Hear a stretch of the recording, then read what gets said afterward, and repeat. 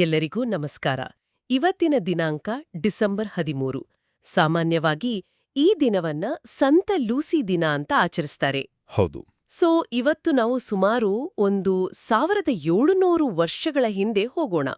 Roman ಸಾಮ್ರಾಜ್ಯದಲ್ಲಿ ಜೀವಿಸಿದ್ದ ಒಬ್ಬ ಯುವತಿಯ ಕಥೆಯ ಆಳಕ್ಕೆ ಇಳಿಯೋಣ. ಆಕೆಯ ಹೆಸರು ಲೂಸಿ. ಇದು ಕೇವಲ ಒಬ್ಬ ವ್ಯಕ್ತಿಯ ಕಥೆಯಲ್ಲ. ಇದರಲ್ಲಿ ಇತಿಹಾಸ, ನಂಬಿಕೆ ಮತ್ತೆ ದಂತಕಥೆಗಳು ಹೇಗೆಲ್ಲ ಹೆಣಿದ್ಕೊಂಡಿವೆ ಅಂತ ನೋಡೋಣ. ಲಭ್ಯ ಇರೋ ಮೂಲಗಳನ್ನಿಟ್ಕೊಂಡು ಆಕೆಯ ಜೀವನದ ಪುಟಗಳನ್ನ ಒಮ್ಮೆ ತಿರುವಿ ಹಾಕೋಣ. ಖಂಡಿತ. ಈ ಚರ್ಚೆಗೆ ಒಂದು ಚೌಕಟ್ಟು ಹಾಕೊಳ್ಳೋದು ಬಹಳ ಮುಖ್ಯ. ಯಾಕಂದ್ರೆ ನಾವು ಮಾತಾಡ್ತಿರೋದು 4ನೇ ಶತಮಾನದ ಆರಂಭದ ಬಗ್ಗೆ. ಹೌದು. ಆ ಕಾಲದ ಐತಿಹಾಸಿಕ ವಿವರಗಳು ಅಂದ್ರೆ ನಮ್ಗೆ ಹೆಚ್ಚಾಗಿ ದಂತಕಥೆಗಳ ರೂಪದಲ್ಲೇ ಸಿಗೋದು. ಸೊ ನಾವು ಚರ್ಚಿಸೋದು ಹಿಸ್ಟ್ರಿ ಮತ್ತೆ ನಂಬಿಕೆಗಳ ಒಂದು ಮಿಶ್ರಣ. ಸರಿ. ಆ ಕಾಲದ ರಾಜಕೀಯ ಸನ್ನಿವೇಶ ಅರ್ಥ ಮಾಡ್ಕೊಳ್ದೆ ಲೂಸಿಯ ಕಥೆಯನ್ನ ಅರ್ಥ ಮಾಡ್ಕೊಳ್ಳೋಕೆ ಆಗಲ್ಲ. ಅದು ಚಕ್ರವರ್ತಿ ಡಯೋಕ್ಲೀಷಿಯನ್ನ ಕಾಲ. ಓಹ್, ಗ್ರೇಟ್ ಪರ್ಸಿಕ್ಯೂಷನ್ ಅಂತಾರಲ್ಲ, ಆ ಸಮಯ ಅಲ್ವಾ? ಎಕ್ಸಾಕ್ಟ್ಲಿ. ಅದನ್ನ ಮಹಾನ್ ದಬ್ಬಾಳಿಕೆ ಅಂತಾರೆ. ಆಗ ಕ್ರೈಸ್ತರ ಮೇಲೆ ತೀವ್ರವಾದ ದೌರ್ಜನ್ಯ, ಹಿಂಸೆ ನಡೀತಿತ್ತು. ಈ ಹಿನ್ನೆಲೆಯಲ್ಲಿ ಲೂಸಿಯವರ ಕಥೆ ಇಂದಿಗೂ ಯಾಕೆ ಇಷ್ಟೊಂದು ಪ್ರಭಾವಶಾಲಿಯಾಗಿದೆ ಅನ್ನೋದನ್ನ ಅರ್ಥ ಮಾಡ್ಕೊಳ್ಳೋದೇ ನಮ್ಮ ಇವತ್ತಿನ ಉದ್ದೇಶ. ಸರಿ, ಹಾಗಾದ್ರೆ ಲೂಸಿ ಅವರ ಆರಂಭಿಕ ಜೀವನದಿಂದಲೇ ಶುರು ಮಾಡೋಣ. ಮೂಲಗಳ ಪ್ರಕಾರ ಅವರು ಕ್ರಿಸ್ತಶಃ 883ರ ಸುಮಾರಿಗೆ ಸಿಸಿಲಿಯಾ ಸಿರಾಕ್ಯೂಸ್ನಲ್ಲಿ ಹುಟ್ಟಿದ್ರು. ಹೌದು, ಒಂದು ಶ್ರೀಮಂತ ಕ್ರಿಶ್ಚಿಯನ್ ಕುಟುಂಬದಲ್ಲಿ. ಹೌದು, ಆದ್ರೆ ಚಿಕ್ಕ ವಯಸ್ಸಲ್ಲೇ ಅವರ ತಂದೆ ತೀರ್ಕೊಂಡ್ರು. ಆಗ ಅವರ ಅಮ್ಮ ಯುಟೀಕಿಯಾ ಮಗಳ ಭವಿಷ್ಯ ಚೆನ್ನಾಗಿರ್ಲಿ ಅಂತ ಬೇರೆ ಧರ್ಮದ ಅಂದ್ರೆ ಪೇಗನ್ ಪಂಥದ ಒಬ್ಬ ಶ್ರೀಮಂತ ಯುವಕನಿಗೆ ಮದುವೆ ಮಾಡಬೇಕು ಅಂತ ನಿರ್ಧಾರ ಮಾಡಿದ್ರು. ಹೌದು, ಇಲ್ಲಿ ಆ ತಾಯಿಯ ನಿರ್ಧಾರದ ಹಿಂದೆ ಇದ್ದ ಸಾಮಾಜಿಕ ಒತ್ತಡವನ್ನ ನಾವು ಗಮನಿಸಬೇಕು. ಆ ಕಾಲದಲ್ಲಿ, ಅದರಲ್ಲೂ ತಂದೆಯಿಲ್ಲದ ಹುಡುಗಿಗೆ ಮದುವೆ ಅನ್ನೋದು ಅದೊಂದು ರೀತಿಯ ಸಾಮಾಜಿಕ ಮತ್ತು ಆರ್ಥಿಕ ಭದ್ರತೆಯಾಗಿತ್ತು. ಓ ಹಾಗೆ. ನಮ್ಮ ಕನ್ನಡ ಮೂಲದಲ್ಲೇ ಹೇಳೋ ಹಾಗೆ ಮಗಳಿಗೆ ಮದುವೆ ಮಾಡೋದು ಒಂದು ಅನಿವಾರ್ಯತೆ ಆಗಿತ್ತು. ಸೊ ಬಹುಶಃ ಅದು ಮಗಳ ಭವಿಷ್ಯದ ಕಾಳಜಿಯಿಂದ ತೆಗೆದುಕೊಂಡ ನಿರ್ಧಾರ. ಅದು ನಿಜ. ಆದ್ರೆ ಇಲ್ಲೇ ಕಥೆಗೆ ಒಂದು ದೊಡ್ಡ ತಿರುವು ಸಿಗತ್ತೆ. ಲೂಸಿಯವರ ತಾಯಿ ಯೂಟಿಕಿಯಾ ತುಂಬಾ ವರ್ಷಗಳಿಂದ ರಕ್ತಸ್ರಾವದ ಕಾಯಿಲೆಯಿಂದ ಬಳಲುತ್ತಿದ್ರು. ಹೌದು, ಎಷ್ಟೇ ಚಿಕಿತ್ಸೆ ಕೊಡಿಸಿದ್ರೂ ಗುಣ ಆಗ್ತಿರ್ಲಿಲ್ಲ. ಆಗ ಲೂಸಿ ಒಂದು ಐಡಿಯಾ ಮಾಡ್ತಾಳೆ. ಸಮೀಪದ ಕ್ಯಾಟಾನಿಯಾ ನಗರದಲ್ಲಿದ್ದ ಮತ್ತೊಬ್ಬ ಹುತಾತ್ಮರಾದ ಸಂತ ಅಗಾಥಾರ ಸಮಾಧಿಗೆ ಹೋಗೋಣ, ಅಲ್ಲಿ ಪ್ರಾರ್ಥಿಸಿದ್ರೆ ನಿನ್ನ ಕಾಯಿಲೆ ವಾಸಿಯಾಗುತ್ತೆ ಅಂತ ಅಮ್ಮನನ್ನ ಒಪ್ಪಿಸ್ತಾಳೆ. ಇದು ಕಥೆಯ ಅತ್ಯಂತ ಬಹುಮುಖ್ಯ ಘಟ್ಟ. ಆ ಸಮಾಧಿಯ ಹತ್ತಿರ ತಾಯಿ ಮಗಳು ಪ್ರಾರ್ಥನೆ ಮಾಡ್ತಿದ್ದಾಗ ಲೂಸಿಗೆ ಒಂದು ದರ್ಶನ ಆಗತ್ತೆ. ದರ್ಶನನಾ? ಹೌದು. ಅದರಲ್ಲಿ ಸಂತ ಅಗಾಥಾ ಕಾಣಿಸ್ಕೊಂಡು 2 ಸ್ಪಷ್ಟವಾದ ಮಾತುಗಳನ್ನ ಹೇಳ್ತಾರೆ. ಒಂದು, ನಿನ್ನ ನಂಬಿಕೆಯಿಂದ ನಿನ್ನ ತಾಯಿ ಗುಣಮುಖರಾಗ್ತಾರೆ. ಮತ್ತು 2, ನಾನು ಹೇಗೆ ಕ್ಯಾಟಾನಿಯಾದ ಕೀರ್ತಿಯಾಗಿದ್ದೇನೋ ಹಾಗೆ ನೀನು ಸಿರಾಕ್ಯೂಸ್ನ ಕೀರ್ತಿಯಾಗುತ್ತೀಯೇ. ಇದು ಲೂಸಿಯ ಜೀವನದ ಉದ್ದೇಶವನ್ನೇ ಬದಲಾಯಿಸಿದ ಒಂದು ಘಟನೆ. ಆ ದರ್ಶನ ಆದ ತಕ್ಷಣವೇ ಪವಾಡ ನಡೆಯುತ್ತಾ? ಹೌದು. ಕಥೆಯ ಪ್ರಕಾರ ದರ್ಶನವಾದ ತಕ್ಷಣವೇ ಲೂಸಿ ಎಚ್ಚರಗೊಂಡು, ಅಮ್ಮ, ನೀನು ಗುಣಮುಖರಾದೆ ಅಂತ ಕೂಗ್ತಾಳೆ. ಆ ಕ್ಷಣದಿಂದಲೇ ಅವರ ತಾಯಿ ಸಂಪೂರ್ಣವಾಗಿ ಗುಣಮುಖರಾಗ್ತಾರೆ. ಅವರ ನಂಬಿಕೆಯನ್ನ ಇನ್ನೂ ಗಟ್ಟಿ ಮಾಡಿರುತ್ತೆ ಅಲ್ವಾ? 100 ಪಟ್ಟು ಹೆಚ್ಚಿಸುತ್ತೆ ಮತ್ತು ಅವರ ಜೀವನಕ್ಕೆ ಒಂದು ಹೊಸ ದಿಕ್ಕನ್ನೇ ಕೊಡುತ್ತೆ. ಆ ದರ್ಶನದ ನಂತರ ಲೂಸಿಯವರ ಜೀವನದ ದಿಕ್ಕೇ ಬದಲಾಗುತ್ತೆ ಅಂತ ಹೇಳ್ರಿ. ಅವ್ರು ಏನ್ ಮಾಡ್ತಾರೆ? ಮದುವೆಗೆ ಒಪ್ಕೊಳ್ತಾರಾ? ಇಲ್ಲ, ಸಂಪೂರ್ಣ ವಿರುದ್ಧವಾದ ನಿರ್ಧಾರ ತಗೊಳ್ತಾರೆ. ಅವರು ತಮ್ಮ ಜೀವನವನ್ನ ದೇವರಿಗೆ ಮುಡಿಪಾಗಿಡೋಕೆ ಮತ್ತು ಕನ್ಯೆಯಾಗಿಯೇ ಉಳಿಯೋಕೆ ನಿರ್ಧರಿಸ್ತಾರೆ. ಅಷ್ಟೇ ಅಲ್ಲ, ತಮ್ಮೆಲ್ಲ ಸಂಪತ್ತನ್ನ, ವರದಕ್ಷಿಣೆ ಅಂತ ಇಟ್ಟಿದ್ದ ಹಣವನ್ನೆಲ್ಲ ಬಡವರಿಗೆ ದಾನ ಮಾಡೋಕೆ ತಾಯಿಯನ್ನು ಒಪ್ಪಿಸ್ತಾರೆ. ಅಮ್ಮ ಸತ್ತು ಮೇಲೆ ದಾನ ಮಾಡು ಅಂದಾಗ ಇಲ್ಲ, ಈಗ್ಲೇ ಮಾಡ್ಬೇಕು ಅಂತ ವಾದ ಮಾಡೋಕೆ ಒಂದು 20-21 ವರ್ಷದ ಹುಡುಗಿಗೆ ಎಂಥ ಧೈರ್ಯ ಬೇಕು? ಖಂಡಿತ. ಅಷ್ಟು ದೊಡ್ಡ ಆಸ್ತಿಯನ್ನ ಒಮ್ಮೆಲೆ ದಾನ ಮಾಡೋಕೆ ತಾಯಿ ಮೊದಲು ಹಿಂಜರಿತಾರೆ. ಆದ್ರೆ ಮಗಳು ಪ್ರಾರ್ಥಿಸಿದ್ದಕ್ಕಾಗಿಯೇ ತಾನು ಗುಣಮುಖಳಾಗಿದ್ದು ಅಂತ ಅವರಿಗೂ ನಂಬಿಕೆ ಬಂದಿರುತ್ತೆ. ಇಲ್ಲಿ ಲೂಸಿಯ ನಿರ್ಧಾರದ ಆಳವನ್ನು ನಾವು ನೋಡಬೇಕು. ಇದು ಕೇವಲ ಹಣದಾನ ಮಾಡಿದ್ದಲ್ಲ, ಅದೊಂದು ಕ್ರಾಂತಿಕಾರಿ ನಡೆ ಅಲ್ವಾ? ಎಕ್ಸಾಕ್ಟ್ಲಿ. ಮದುವೆ, ಆಸ್ತಿ, ಸೋಷಿಯಲ್ ಸ್ಟೇಟಸ್, ಆ ಕಾಲದ ಯುವತಿ ಮೇಲೆ ಸಮಾಜ ಹೇರಿದ್ದ ಎಲ್ಲಾ ನಿರೀಕ್ಷೆಗಳ ಸಂಪೂರ್ಣ ತಿರಸ್ಕಾರವಾಗಿತ್ತದು. ನಮ್ಮ ಕನ್ನಡ ಮೂಲದಲ್ಲಿ ಒಂದು ವಿಶೇಷವಾದ ವಿವರ ಇದೆಯಲ್ಲ, ಅವರ ಮನೆ ಬಗ್ಗೆ. ಹೌದು, ಅದೊಂದು ಬಹಳ ಮಹತ್ವದ ವಿವರ. ಅವರು ತಮ್ಮ ರಾಜ ಅರಮನೆಯನ್ನೇ ನಿರ್ಗತಿಕರು ಮತ್ತೆ ರೋಗಿಗಳಿಗೆ ಆಶ್ರಯತಾಣವನ್ನಾಗಿ ಪರಿವರ್ತಿಸಿದ್ರು ಅಂತ. ಅಂದ್ರೆ ತಮ್ಮ ಮನೆಯನ್ನೇ ಬಿಟ್ಟುಕೊಟ್ರು ಅಂತನಾ? ಹೌದು. ಇದು ಅವರ ಕಾರ್ಯದ ತೀವ್ರತೆ ಮತ್ತು ಬದ್ಧತೆಯನ್ನು ತೋರಿಸುತ್ತೆ. ಅದು ಕೇವಲ ಹಣ ಕೊಡೋದಾಗಿರ್ಲಿಲ್ಲ, ತಮ್ಮ ಸರ್ವಸ್ವವನ್ನು ತ್ಯಾಗ ಮಾಡೋದಾಗಿತ್ತು. ಒಬ್ಬ ಯುವತಿ ತನ್ನ ಇಡೀ ಆಸ್ತಿಯನ್ನೇ ದಾನ ಮಾಡಿ ನಿಶ್ಚಿತವಾಗಿದ್ದ ಮದುವೆಯನ್ನ ಮುರಿದುಕೊಂಡ್ರೆ ಅದು ಸಂಘರ್ಷಕ್ಕೆ ದಾರಿ ಮಾಡ್ಕೊಡದೇ ಇರತ್ತಾ?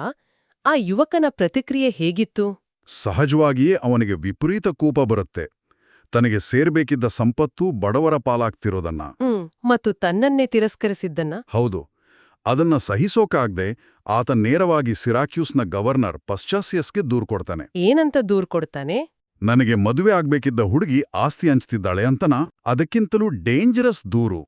ಆತ ಲೂಸಿ ಒಬ್ಬ ಕ್ರಿಶ್ಚಿಯನ್ ಅಂತ ವರದಿ ಮಾಡ್ತಾನೆ. ಓಹೋ, ಅಂದ್ರೆ ಇದು ಕೇವಲ ಪ್ರೀತಿ ದ್ವೇಷದ ಕಥೆ ಅಲ್ಲ, ವೈಯಕ್ತಿಕ ಸೀಡನ್ನ ತೀರಿಸ್ಕೊಳ್ಳೋಕೆ ರಾಜಕೀಯ ಕಾನೂನುಗಳನ್ನ ಒಂದು ಅಸ್ತ್ರವಾಗಿ ಬಳಸ್ಕೊಂಡ ಹಾಗೆ. ನಿಖರವಾಗಿ. ಆ ಕಾಲದಲ್ಲಿ ಅಂದ್ರೆ ಕ್ರಿಸ್ತ 303ರಲ್ಲಿ ಚಕ್ರವರ್ತಿ ಡಯೋಕ್ಲಿಷಿಯನ್ ಹೊರಡಿಸಿದ ಕಾನೂನಿನ ಪ್ರಕಾರ ಕ್ರಿಶ್ಚಿಯನ್ ಆಗಿರೋದು ಒಂದು ಗಂಭೀರ ಅಪರಾಧ, ದೇಶದ್ರೋಹಕ್ಕೆ ಸಮ. ಅಬ್ಬಾ. ಸೊ ಆ ಯುವಕ ಲೂಸಿ ಒಬ್ಬ ಕ್ರಿಶ್ಚಿಯನ್ ಅಂತ ದೂರು ಕೊಟ್ಟಿದ್ದು ಕೇವಲ ಒಂದು ಮಾಹಿತಿಯಲ್ಲ, ಅದು ಮರಣದಂಡನೆಗೆ ಸಮನಾದ ಆರೋಪವಾಗಿತ್ತು. ಕನ್ನಡ ಮೂಲದ ಪ್ರಕಾರ ಆ ಯುವಕ ಮತ್ತು ಅವನ ಸಂಬಂಧಿಕರು ಲೂಸಿ ಮೇಲೆ ದೇಶದ್ರೋಹಿ, ವಂಚಕಿ ಮತ್ತು ರೋಮನ್ ಧರ್ಮ ದೂಷಕಿ ಅಂತ ಗಂಭೀರ ಆರೋಪಗಳನ್ನ ಹೊರಿಸ್ತಾರೆ. ಹಾಗಾದ್ರೆ ಮುಂದೆ ವಿಚಾರಣೆ ನಡೆಯುತ್ತೆ. ಗವರ್ನರ್ ಪಾಶಾಸಿಯಸ್ನ ಮುಂದೆ ಲೂಸಿ ಅವರನ್ನ ನಿಲ್ಲಿಸಿದಾಗ ಏನಾಗುತ್ತೆ? ಗವರ್ನರ್ ಆಕೆಗೆ ರೋಮನ್ ದೇವತೆಗಳಿಗೆ ಪೂಜೆ ಸಲ್ಲಿಸು ಅಂತ ಆರ್ಡರ್ ಮಾಡ್ತಾನೆ. ಆದರೆ ಲೂಸಿ ಬಹಳ ಧೈರ್ಯದಿಂದ ಸ್ಪಷ್ಟವಾಗಿ ನಿರಾಕರಿಸ್ತಾಳೆ. ಅಷ್ಟೇನಾ? ಇಲ್ಲ. ಅಷ್ಟೇ ಅಲ್ಲ, ಗವರ್ನರ್ನನ್ನ ದೆವ್ವದ ಆರಾಧಕ ಅಂತ ಕರೆದು ಅವನಿಗೆ ದೇವರ ಶಾಪ ತಟ್ಲಿದೆ, ಡಯೋಕ್ಲಿಷಿಯನ್ನ ಅಧಿಕಾರವೋ ಹೆಚ್ಚು ಕಾಲ ಉಳಿಯಲ್ಲ ಅಂತ ಭವಿಷ್ಯವನ್ನು ನುಡಿತಾಳೆ. ಒಬ್ಬ ಗವರ್ನರ್ ಮುಂದೆ ನಿಂತು ಅವನನ್ನೇ ದೆವ್ವದ ಆರಾಧಕ ಅಂತ ಕರೆಯೋಕೆ ಇದೇಗಾರಿಕೆ ಬೇಕು. ಇದು ಕೇವಲ ಧಾರ್ಮಿಕ ನಿರಾಕರಣೆಗಿಂತ ದೊಡ್ಡದು ಅಲ್ವಾ? ಖಂಡಿತ. ಇಲ್ಲಿ ಅಧಿಕಾರದ ಅಸಮತೋಲನವನ್ನ ನಾವು ಸ್ಪಷ್ಟವಾಗಿ ನೋಡ್ಬೋದು. ಒಂದು ಕಡೆ ಇಡೀ ರೋಮನ್ ಸಾಮ್ರಾಜ್ಯದ ಬಲ, ಇನ್ನೊಂದು ಕಡೆ ಸುಮಾರು 21 ವರ್ಷದ ಒಬ್ಬ ಯುವತಿಯ ನಂಬಿಕೆಯ ಬಲ. ಹೌದು. ಅವರ ನಿರಾಕರಣೆ ಕೇವಲ ಧಾರ್ಮಿಕ ನಿಲುವಾಗಿರಲಿಲ್ಲ, ಅದು ರಾಜಕೀಯವಾಗಿಯೂ ಒಂದು ಬಂಡಾಯದ ನಡೆಯಾಗಿತ್ತು. ಚಕ್ರವರ್ತಿಯ ಆದೇಶವನ್ನೇ ಧಿಕ್ಕರಿಸಿದ ಹಾಗೆ. ಇಲ್ಲಿಂದ ದಂತಕಥೆಗಳಲ್ಲಿ ಬರುವ ಪವಾಡಗಳ ಸರಣಿ ಶುರುವಾಗುತ್ತಲ್ವಾ? ಕೋಪಗೊಂಡ ಗವರ್ನರ್ ಲೂಸಿ ಅವರನ್ನ ಒಂದು ವೇಶ್ಯಾಗೃಹಕ್ಕೆ ಕಳುಹಿಸಿ ಅಪವಿತ್ರಗೊಳಿಸಲು ಆದೇಶಿಸ್ತಾನೆ. ಆದರೆ ಸೈನಿಕರು ಅವಳನ್ನ 1 ಇಂಚ್ ಕೂಡ ಅಲ್ಲಾಡ್ಸೋಕೆ ಆಗ್ಲಿಲ್ಲ ಅಂತ ಕಥೆ ಹೇಳುತ್ತೆ. ಹೌದು. ಅವರು ಒಂದು ಬಂಡೆಯಂತಲ್ಲೇ ನಿಂತು ಬಿಡ್ತಾರೆ. ಆಮೇಲೆ ಅವರನ್ನ ಹಗ್ಗ ಕಟ್ಟಿ ಸಾವಿರಾರು ಎತ್ತುಗಳಿಂದ ಏಳಿಸ್ತಾರೆ. ಆದ್ರೂ ಕದ್ಲಿಲ್ಲ ಅಂತಾನಾ? ಸ್ವಲ್ಪವೂ ಕದಲುವುದಿಲ್ಲ. ಕೊನೆಗೆ ಅವರನ್ನ ಕಟ್ಟಿಗೆಯ ರಾಶಿಯ ಮೇಲೆ ನಿಲ್ಲಿಸಿ ಬೆಂಕಿ ಹಚ್ತಾರೆ. ಆದರೆ ಜ್ವಾಲೆಗಳು ಅವರನ್ನ ಮುಟ್ಟುವುದೇ ಇಲ್ಲ ಅಂತ ದಂತಕಥೆಗಳು ಹೇಳ್ತವೆ. 1 ನಿಮಿಷ, ಬೆಂಕಿ ಕೂಡ ಅವರನ್ನ ಮುಟ್ಲಿಲ್ಲ ಅನ್ನೋದು ಆ ಕಾಲದ ಜನರಿಗೆ ಇದು ಎಂಥ ದೊಡ್ಡ ವಿಷಯವಾಗಿರಬಹುದು. ಖಂಡಿತವಾಗಿಯೂ ಇದು ಆಡಳಿತದ ವಿರುದ್ಧ ಒಂದು ದೈವಿಕ ಸಂದೇಶ ಅಂತ ಅವರು ಭಾವಿಸಿರ್ಬೋದೆ. ಖಂಡಿತ. ಈ ಪವಾಡದ ಕಥೆಗಳು ಕೇವಲ ಅಲಂಕಾರಿಕ ಅಲ್ಲ, ದಬ್ಬಾಳಿಕೆಗೆ ಒಳಗಾದ ಜನರಿಗೆ ನಮ್ಮ ನಂಬಿಕೆ ನಮ್ಮನ್ನು ಕೈಬಿಡಲ್ಲ ಅನ್ನೋ ಒಂದು ಭರವಸೆ ಕೊಡೋಕೆ ಇಂಥ ಕಥೆಗಳು ಹುಟ್ಕೊಂಡಿರ್ಬೋದು. ದೈವಿಕ ಶಕ್ತಿ ಲೌಕಿಕ ಶಕ್ತಿಗಿಂತ ದೊಡ್ಡದು ಅನ್ನೋ ಸಂದೇಶವನ್ನ ಇದು ಸಾರುತ್ತಿತ್ತು. ಇಷ್ಟೆಲ್ಲ ಪವಾಡಗಳಾದ್ಮೇಲೆ ಕೊನೆಗೆ ಅವಳನ್ನು ಕೊಂದಿದ್ದು ಹೇಗೆ? ಇಲ್ಲಿ ಮೂಲಗಳ ಪ್ರಕಾರ ಅವರ ಅಂತ್ಯದ ಬಗ್ಗೆ ಸಣ್ಣ ವ್ಯತ್ಯಾಸಗಳಿವೆ. ಹೌದಾ? ಏನು ಅಂತ? ಇಂಗ್ಲಿಷ್ ಮೂಲದಲ್ಲಿ ಇಷ್ಟೆಲ್ಲ ಆದ್ಮೇಲೂ ಅವರನ್ನ ಕೊಲ್ಲುಕಾಗ್ದಿದ್ದಾಗ ಕೊನೆಗ ಒಬ್ಬ ಸೈನಿಕ ಕತ್ತಿಯಿಂದ ಅವಳ ಕುತ್ತಿಗೆಗೆ ಇರಿದು ಕೊಲ್ತಾನೆ ಅಂತ ಹೇಳಲಾಗಿದೆ. ಓ, ಸಾಯೋಕ್ಕೂ ಮುಂಚೆ ಅವ್ರೇನಾದ್ರೂ ಮಾತಾಡಿದ್ರಾ? ಹೌದು. ಸಾಯುವ ಮುನ್ನ ಲ್ಯೂಸಿ ಒಂದು ಭವಿಷ್ಯ ನುಡಿತಾರೆ. ಡಯೋಕ್ಲಿಷಿಯನ್ನ ಆಳ್ವಿಕೆ ಶೀಘ್ರದಲ್ಲೇ ಕೊನೆಗೊಳ್ಳುತ್ತೆ, ಚರ್ಚ್ಗೆ ಶಾಂತಿ ಸಿಗುತ್ತೆ ಮತ್ತು ಸಿರಾಕ್ಯೂಸ್ಗೆ ತಾನು ರಕ್ಷಕೆ ಆಗ್ತೀನಿ ಅಂತ. ಹೌದಾ? ಆದರೆ ನಮ್ಮ ಕನ್ನಡ ಮೂಲದಲ್ಲಿ ಬೇರೆಯ ವಿವರಣೆ ಇದೆಯಲ್ವೇ? ಇದು ಕುತೂಹಲಕಾರಿ. ಹೌದು. ಕನ್ನಡ ಮೂಲದ ಪ್ರಕಾರ ಅವರನ್ನ ಬೀದಿಗಳಲ್ಲಿ ಕ್ರೈಸ್ತ ವೇಶ್ಯೆ ಅಂತ ಅವಮಾನಿಸಿ ಮೆರವಣಿಗೆ ಮಾಡಿ ಆಮೇಲೆ ಬೆಂಕಿಯಲ್ಲಿ ಸುಟ್ಟು ಬೂದಿ ಮಾಡಲಾಯಿತು ಅಂತ ಹೇಳಲಾಗಿದೆ. ಯಾಕೀಗೆ ಕಥೆಗಳು ಬದಲಾಗ್ತವೆ? ಒಂದ್ ಕಡೆ ಕತ್ತಿಯಿಂದ ಇರಿತಾ, ಇನ್ನೊಂದ್ ಕಡೆ ಬೆಂಕಿಯಲ್ಲಿ ಸುಟ್ಟಿದ್ದು. ಯಾವುದು ಸತ್ಯ ಅಂತ ತಿಳಿಯೋದು ಕಷ್ಟ ಅಲ್ವಾ? ಇದು ಇತಿಹಾಸದಲ್ಲಿ ಸಹಜ. ಕಥೆಗಳು ಬಾಯಿಂದ ಬಾಯಿಗೆ ಹರಡುವಾಗ ಬೇರೆ ಬೇರೆ ಸಂಸ್ಕೃತಿಗಳಿಗೆ ತಲುಪುವಾಗ ಸ್ಥಳೀಯ ಅಂಶಗಳು ಸೇರ್ಕೊಳ್ಳುತ್ತವೆ. ಕಥೆಯನ್ನ ಇನ್ನಷ್ಟು ಪರಿಣಾಮಕಾರಿಯಾಗಿ ಮಾಡೋಕೆ ಕೆಲವು ಬದಲಾವಣೆಗಳಾಗ್ಬೋದು. ಆದ್ರೆ ಎರಡೂ ಕಥೆಗಳಲ್ಲಿರೋ ಮೂಲ ಸತ್ಯ ಒಂದೇ. ಎಕ್ಸಾಕ್ಟ್ಲಿ. ಆಕೆ ತನ್ನ ನಂಬಿಕೆಗಾಗಿ ಪ್ರಾಣ ಕೊಟ್ಲು ಅನ್ನೋದೇ ಮುಖ್ಯ ಅಂಶ. ಸರಿ, ಈಗ ಅವರ ಕಥೆಯ ಅತ್ಯಂತ ಪ್ರಸಿದ್ಧ ಭಾಗಕ್ಕೆ ಬರೋಣ. ಅದೇ ಅವರ ಕಣ್ಣುಗಳು. ನಾನೀ ವಿಷಯದ ಬಗ್ಗೆ ಓದುವಾಗ ಒಂದು ವಿಚಾರ ತಿಳಿದು ಬಹಳ ಆಶ್ಚರ್ಯ ಆಯಿತು. ಹೇಳಿ. ಸಂತ ಲೂಸಿ ಅಂದ ತಕ್ಷಣ ನಮ್ಗೆಲ್ಲರಿಗೂ ನೆನ್ಪಾಗೋದೆ ಅವರ ಕಣ್ಣುಗಳು. ಅವರು ಕುರುಡರ ಪಾಲಕ ಸಂತೆ ಅಂತ ಬಹಳ ಪ್ರಸಿದ್ಧರು. ಆದ್ರೆ ಅವರ ಕಣ್ಣುಗಳನ್ನ ಕಿತ್ತು ಹಾಕಲಾಗಿತ್ತು ಅನ್ನೋ ಕಥೆ ಅವರ ಸಾವಿನ 100 ವರ್ಷಗಳ ನಂತರ ಹುಟ್ಟುಕೊಂಡ ದಂತಕಥೆಯಂತೆ. ಇದು ನಿಜಾನಾ? ಹೌದು, ಇದು ಬಹುತೇಕ ಸತ್ಯ. ಆರಂಭಿಕ ಕಥೆಗಳಲ್ಲಿ ಅವರ ಕಣ್ಣುಗಳನ್ನ ಕೀಳಲಾಯಿತು ಅನ್ನೋ ಪ್ರಸ್ತಾಪವೇ ಇಲ್ಲ. ಇದರ ಹಿಂದಿನ ಸಂಕೇತವನ್ನ ನಾವು ಅರ್ಥ ಮಾಡ್ಕೋಬೇಕು. ಲೂಸಿ ಅನ್ನೋ ಹೆಸರೇ ಲ್ಯಾಟಿನ್ ಭಾಷೆಯ ಲಕ್ಸ್ ಅಂದ್ರೆ ಬೆಳಕು ಅನ್ನೋ ಪದದಿಂದ ಬಂದಿದೆ. ಓ, ಹಾಗಾಗಿ ಹೆಸರಿನಿಂದಲೇ ಈ ಕಥೆ ಹುಟ್ಟುಕೊಂಡಿರ್ಬೂದಾ? ಬಹುಶಃ ಕಾಲಪೋಕಕ್ಕೆ ಈ ಸಾಂಕೇತಿಕ ಸಂಬಂಧವನ್ನ ಇನ್ನಷ್ಟು ಬಲಪಡಿಸೋಕೆ, ಹೆಚ್ಚು ನಾಟಕೀಯವಾಗಿ ಚಿತ್ರಿಸೋಕೆ ಅವರ ಕಣ್ಣುಗಳನ್ನ ಕೀಳಲಾಯಿತು ಅನ್ನೋ ಕಥೆಯನ್ನ ಸೇರ್ಸಿರಬಹುದು. ಇದರಿಂದ ಕಥೆ ಜನರಿಗೆ ಬೇಗ ತಲುಪುತ್ತೆ ಅಂತನಾ? ಹೌದು, ಮತ್ತು ಭೌತಿಕ ದೃಷ್ಟಿಗಿಂತ ಆಧ್ಯಾತ್ಮಿಕ ದೃಷ್ಟಿ ಅಂದ್ರೆ ನಂಬಿಕೆಯ ಬೆಳಕು ದೊಡ್ಡದು ಅನ್ನೋ ಸಂದೇಶವನ್ನು ಇದು ಸಾರುತ್ತೆ.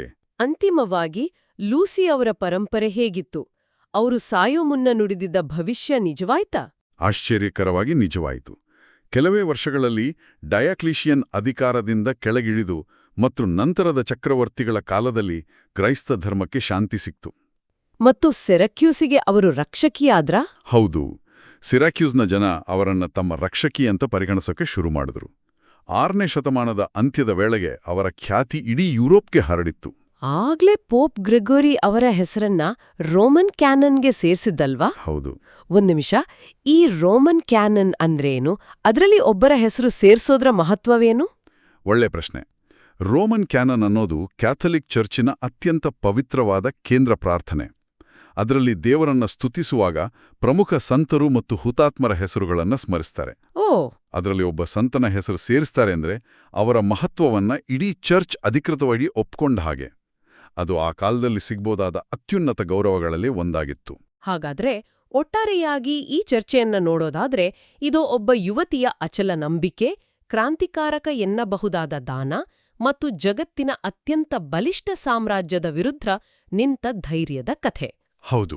ಇತಿಹಾಸದ ಸತ್ಯಗಳು ಮತ್ತು ಜನರ ನಂಬಿಕೆಗಳು ಹೇಗೆ ಒಂದಕ್ಕೊಂದು ಬೆರೆತು ಒಂದು ಶಕ್ತಿಯುತವಾದ ಪರಂಪರೆಯನ್ನ ಸೃಷ್ಟಿಸಬಹುದು ಅನ್ನೋದಕ್ಕೆ ಇದೊಂದು ಅದ್ಭುತ ಉದಾಹರಣೆ. ಖಂಡಿತ. ಈ ಕಥೆಯ ವಿಶಾಲವಾದ ಮಹತ್ವವನ್ನ ನಾವು ನೋಡಬೇಕು.